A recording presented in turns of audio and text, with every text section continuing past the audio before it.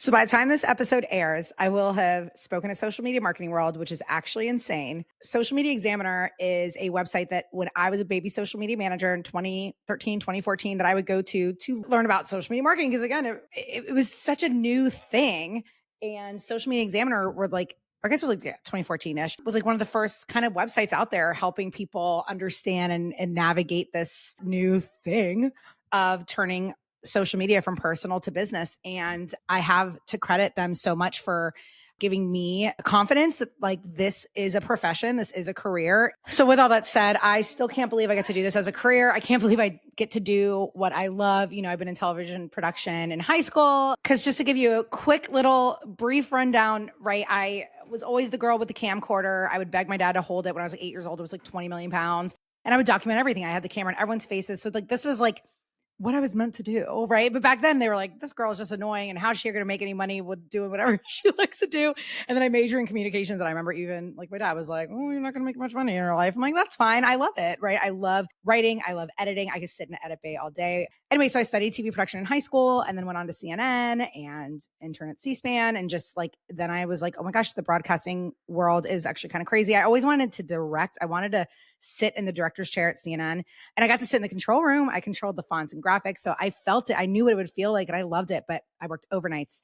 I worked holidays for years, and it was hard. I worked during Katrina. I worked during the tsunami and trauma. So that was a lot. And during my late nights at CNN, when I would work overnights, you know, I was living in Atlanta at the time. All my family was back home in the DC area.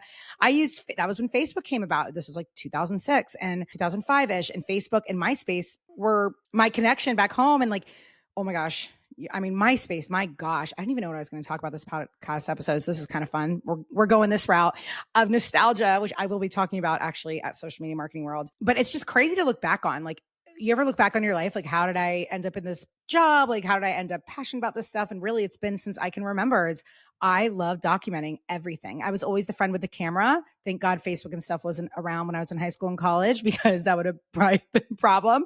My girlfriends would hate me. And literally where I am right now, there's boxes over here, boxes and boxes of VHS tapes. I need to get digitized, photos. I was the friend with the camera that went to Walmart every weekend at Virginia Tech and would get the photos developed, and they'd be mortifying and like hilarious. And again, I was the friend who has all the videos, like everything that my sister did as a little girl, all the things, me and my brother dancing in sync. Like I would make all the cousins do commercials with me, and we do fake news shows. And this is definitely what I was meant to do. And I feel so incredibly blessed to be able to say that. And I think that's why I get so passionate about stuff. And sometimes people might be like, why is she so upset that people are telling people to post daily? And why is she so upset that people are saying hashtags are dead? I'm like, because like I do take this very, very seriously. And I know the world is very heavy right now. There's a lot more serious stuff going on, but I also know the power that social media has. And if you are listening, I know my community, I know my people are good, servant-hearted people. So I want to help you, right? And especially do good in this world. So again, it's crazy to me that I'll be speaking on stage in just a few days. It's crazy to me that people trust me, and the tips I'm doing actually help people go viral. And it's just crazy that this is life, that this is what I get to do, and that everything in my life led up to this point. And I will get emotional, so I will stop. But just wanted to say that, just thank you so much for listening and being a part of this community. It means everything to me. And I truly do love this, and I love you, and I'm here to help. So with that said, the past 30 days, all March long, I've never posted every day on Instagram in my entire career. Have I ever posted every day? I was typically posting 4 times a week. Then I went to 5. And because the less one-on-one work I was doing, I was like, wow, I actually have a little more time on my hands with, my memberships. And I was like, I can actually post a little bit more to help people. So I've been posting more, but my clients and students who content creation is not their job do not post every day. So I want to make sure you know that you do not have to post every day. Quality over quantity. There's even a creator on Instagram, and I cannot remember her name. I'll try to think of it and put it in the show notes. I think she posts once a week. She's got way more followers than I do. She's growing like crazy. She does spend a lot of time editing though. So it's kind of one of those things. If you want to post 1 or 2 times a week, that's fine. Just make sure the quality is epic so that video goes crazy. Now you can tell she's got they're amazingly done videos. But for most of my people, and most people listening, we don't have time to do fancy edits and have all these fancy things. And we're just like B-roll, slap some text and some audio, and we're good to go. So that's what the series was. Like all the hooks and stuff I gave can go over some simple B-roll and a trending audio, and you're done. And, I shared a reel the other day saying how B-roll is not dead. And people are like, oh, B-roll B-roll is boring. The reason your content sucks because you're B-roll. Here's the thing with B-roll. B-roll has been around forever. It's not, Instagram didn't invent it. Social media didn't invent it. B-roll was literally my job at CNN, was to document and timestamp B-roll and all that stuff. That was like my first position at CNN, was in the feeds department. B-roll is literally, if you watch the news and as the reporter is talking and they're showing, like maybe it's a storm and they're showing the waves, that's B-roll. When you're watching the Golden Girls and they go from this scene and then it's at a hospital, they show the outside of the hospital, that's B-roll. It's secondary footage. It's not a main character talking directly to the, it's secondary footage. That's all it is. It's just cutaway is the best way to say it. It's cutaway footage. So I shot some B-roll this morning in a coffee shop and I will be using it for years probably because I use the same B-roll over and over again. So when people say your boring B-roll is the problem, no, it's not. My B-roll could not be more boring, but my B-rolls work because I pair it with good trending audio that I see doing well. And again, all you have to do, make sure you have a business professional account. You go to professional dashboard on your profile and you scroll to the bottom, tap trending audio, you get all the trending audios. And I like to find ones, I try to find ones with less than 10,000 uses at the moment. And then when I look at that, I look to see if the first few videos are like in the millions or at least over 500,000. That to me signals this is going to be a good audio. So I will take an audio. And right now I'm using the Selena Gomez Benny Blanco one, and I'm going to use it a lot because I see it going crazy and it's going to be the song of the summer. I know it. So again, these are the things I'm looking for when I'm picking out audios for the Reels Lab and audios during this series I've been doing. So this was the first time I posted every single day for a month. And let me say, I'm exhausted. So I don't recommend, but I've had so much fun with it because I'm getting DMs every day from someone saying they've gone viral or at least like they got 200 new followers from it or whatever it is.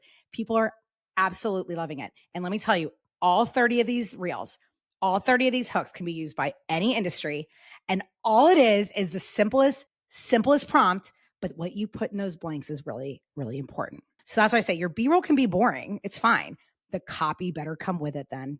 And that's what I specialize in, right? Because again, I've got 2 kids at home. It's crazy up in here. It's freaking crazy. That's why I keep joking every week. I'm like, I'm going to make the podcast studio cute. Probably not. It will probably be like this forever because it's crazy over here. I rely on B-roll reels a lot. So with that said, if you're struggling, make sure you go to my Instagram account and look, because every single day in March, I did a reel with a prompt. And with the prompt, I put examples for you to take and run with. So I'm like, if you're a hairstylist, do this. If you're a contractor, do this. If you're a copywriter, do this, right? But I just want to share a few of the hooks that went crazy for people. Okay. So you can take them and run with them. Sudzai. One was the one that went actually most viral for me, not viral. None of these really went viral, but, and again, I didn't do this to go viral. I don't create content to go viral. So again, this series, this was not I'm going to grow like crazy. This was really a series to make sure everyone sees that, like, I know what I'm talking about and you should get into the Reels Lab or listen to my podcast. This is more of content to help just people know who I am and what I'm obsessed with. So here is the one that did best for me. And what's funny is it did best for the people in this following along. And it was Googled my symptoms and turns out blank. So with this, they've said, and I'll make sure this in the show notes. Okay. So it says Googled my symptoms, turns out, and one of the examples I showed says, turns out I just needed farm animals, and that's B-roll. So again, everyone's saying B-roll's dead. I'm like, every single viral reel, like 90% of the viral reels I see are literally B-roll, trending audio, and simple text. That one. Googled my symptoms and turns out I just needed more farm animals. 60,000 likes, so many views. Another one, Googled my symptoms and turns out I just needed a cute little activity. And in the video, it's little clips, right? But the first one about the farm animals is literally a 5-second video, 17,000 shares, over 60,000 likes. And it's just a woman. If you're watching YouTube, you can see it. A woman, I showed it as a clip with her farm animals. So I put examples as, and the problem was, and I will say, someone actually wrote and was like, well, what would I say as someone who creates digital products? Not all these reels have to be about business. And especially this one. This should be funny and relatable. So a bunch of them I put were like, Google my symptoms and turns out I just needed a me day full of blank and blank. So maybe you are in marketing like me and your brain never turns off. I would have said a day, like couch rotting for 10 hours and watching whatever, something like that. Google my symptoms, turns out I just needed to go have a mimosa date with my bestie. And the video would be that. The reason this works so well is because it's super shareable. So that was one that did really well. So especially if you're a restaurant, that's a great one because then you can kind of showcase. But again, it's not just about what they needed. It's about the experience too. So make sure the video shows that. That one went viral for a lot of people.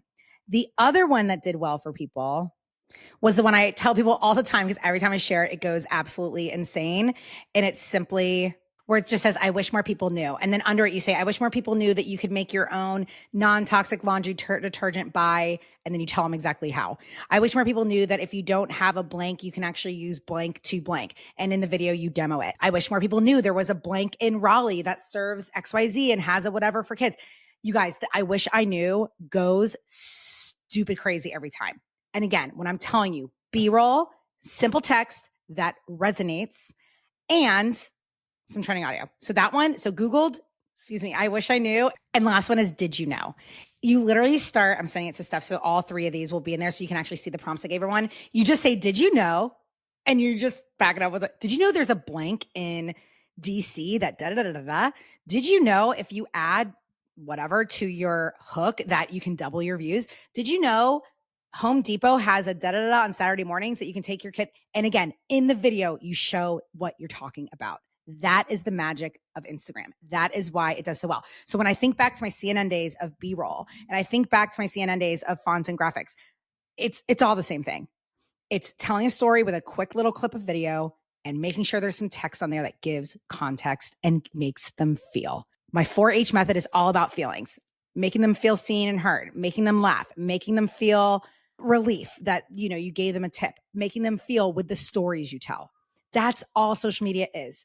And remember, you don't have to take these prompts and always keep them business. If you can, great. The Googled my symptoms, have a little fun with it. But the did you know and the I wish more people knew, I'm telling you right now, those just stand the test of time. And I've gotten so many DMs from people over this series saying, oh my gosh, I went viral. Oh my gosh, this is the most views I've ever had in my life. You're da, da, da. I'm like, you guys, that's what I mean.